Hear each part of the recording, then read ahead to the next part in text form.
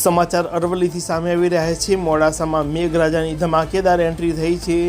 જે પ્રકારે શહેરવાસીઓ લાંબા સમયથી મેઘરાજાની રાહ જોઈ રહ્યા હતા, ત્યારે આજે જે મેઘરાજા તે શહેર પર મહેરબાન થયા છે। સતત 1 કલાક જે વરસાદ વરસ્યો તેને કારણે ઠંડકનો માહોલ પ્રસર્યો છે, પરંતુ બીજી બાજુ મોડાસા નગરપાલિકાની પ્રી મોન્સૂનની જે કામગીરી હતી તેની પોલ ખુલી છે। શહેરના હાર્દસમાં 4 રસ્તા સહિત બસ સ્પોટ અને પેલેટ ચોકડી સહિતના જે વિસ્તારો છે તેમાં પાણી ભરાયા છે। તો મોડાસાના 4 રસ્તા પર ઘૂંટણસમાં પાણી ભરાતા પાલિકાની કામગીરી સામે સવાલો ઊભા થયા છે, કારણ કે જે પ્રકારે વરસાદ બંધ થયા બાદ પાણી જે ઓસર્યા નથી અને તેને જ કારણે વાહન ચાલકો અને રાહદારીઓને મુશ્કેલીનો સામનો વેઠવો પડ્યો છે।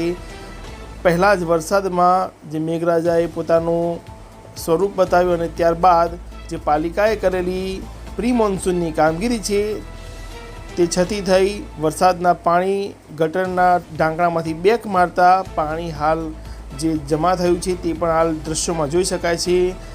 ગટરના ઢાંકણામાંથી પાણી બેક મારતા કામગીરી સામે પણ સવાલો ઊભા થયા છે।